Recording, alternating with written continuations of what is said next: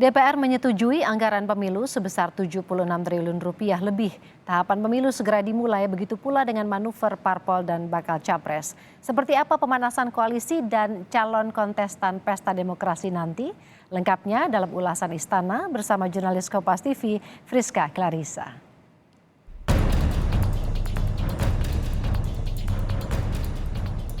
Pemilu akan dilaksanakan 14 Februari 2024.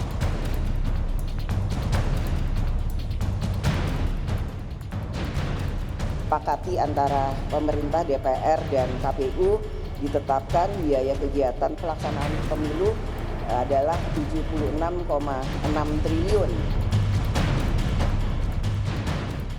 Pemilu 2024 di depan mata. Tahapan dimulai, begitu pula dengan manuver para partai politik dan para kandidat potensial bakal capres. Rangkaian tahapan bergantung pada anggaran, pun menyiapkan kandidat butuh pemanasan mesin partai sejak dini. Seberapa ramai bursa capres dan koalisi partai politik di awal tahapan pemilu? Lengkapnya dalam ulasan Istana bersama saya, Friska Clarissa.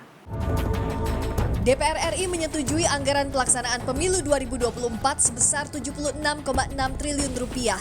Dengan tahapan dimulai 20 bulan sebelum hari pemungutan suara atau 14 Juni 2022 sesuai amanat Undang-Undang Pemilu. Kami berharap bahwa anggaran pemilu bisa dilaksanakan secara efisien dan efektif serta dimaksimalkan sesuai dengan kebutuhannya sejak dimulainya tahapan pemilu. Namun pemerintah lewat Menteri Dalam Negeri Tito Karnavian tetap meminta Komisi Pemilihan Umum memangkas anggaran pemilu 2024 dari sejumlah pos.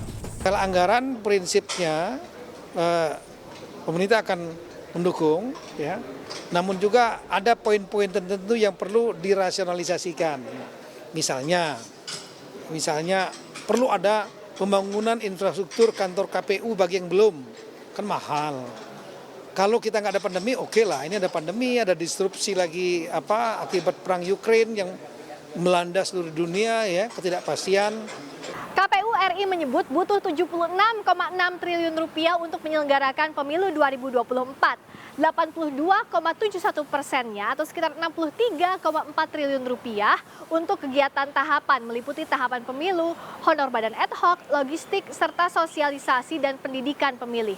Sementara 13,25 triliun rupiah atau sekitar 17,29% digunakan untuk kegiatan dukungan tahapan pemilu. Tahapan pemilu segera dimulai, elit parpol dan bakal kandidat sudah lebih dahulu memanaskan mesin. Apalagi sejak Jokowi memastikan menolak wacana perpanjangan masa jabatan dan 3 periode, konstelasi politik semakin cair. Menarik kalau kita simak pergerakan partai politik dalam merangkai koalisi. Misalnya saja partai-partai yang dulunya bergabung dalam koalisi Indonesia Maju pada 2019 lalu tampaknya sekarang sudah mulai mencari jalannya masing-masing. Misalnya ada Golkar, PAN, P3 yang lebih dahulu berkawan dalam koalisi Indonesia Bersatu dan aktif bersilaturahmi dengan berbagai tokoh, salah satunya relawan pro Jokowi. Berikutnya, kalau kita lihat parpol lain masih mencari porosnya sendiri, saling berkaitan. Kunjungan yang terjadi beberapa waktu ini. Ada Ketua Umum Gerindra Prabowo Subianto bertemu dengan Ketua Umum Partai Nasdem Surya Paloh untuk silaturahmi, bertemu dengan kawan lama. Ketua Umum Nasdem Surya Paloh juga sowan bersama dengan Ketua Dewan Pembina Partai Demokrat Susilo Bambang Yudhoyono.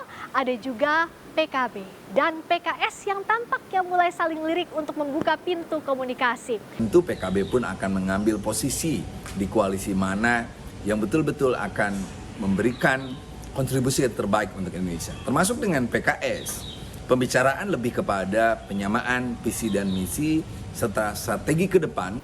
Sementara berbeda dengan partai politik yang sudah memegang tiket untuk mengusung calon pada Pilpres nanti, PDI Perjuangan yang sampai saat ini tak mau terburu-buru tampaknya masih wait and see untuk mencari siapa kader terbaik yang dipilih Ketua Umum Megawati Soekarno Putri untuk bertarung dalam kontestasi.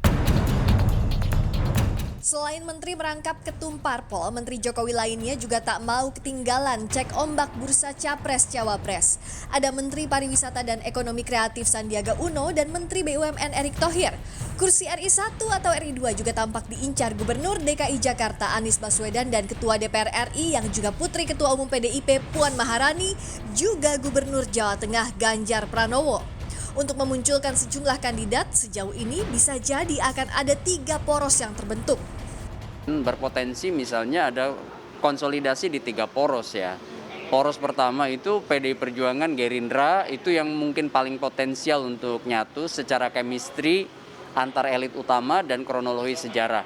PDI Perjuangan dengan 128 kursi bisa berkongsi dengan Gerindra 78 kursi, itu udah kurang lebih 206 kursi. Yang kedua, poros yang sudah terbentuk hari ini ya, yaitu Koalisi Indonesia Bersatu. Itu ada Golkar, ada PAN, ada P3. Itu juga sudah melampaui syarat threshold ya, kan mereka sudah, kalau gabungan 3 partai ini ada 148 kursi, artinya sudah memungkinkan mencapreskan. Kemudian satunya lagi yang berpotensi untuk merapat dari sudut chemistry dan kronologi sejarah adalah Partai Nasdem, ya, kemudian Partai Demokrat yang sudah kemarin juga bertemu kan Surya Paloh dengan Pak SBY, kemudian PKS. Para pemangku jabatan di pemerintah pusat dan daerah dan elit politik ramai siap ikut kontestasi.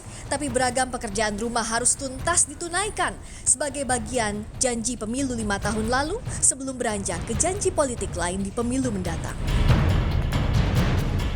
Manuver para bakal calon presiden semakin lincah, termasuk diantaranya para pembantu presiden. Tapi efektivitas kabinet Jokowi di akhir masa pemerintahan harus tetap jadi komitmen utama, memastikan stabilitas ekonomi, politik, dan sosial di tengah kompleksitas berbagai pekerjaan rumah di ranah nasional maupun global, termasuk hingga saat transisi kepemimpinan pada saat pesta demokrasi nanti.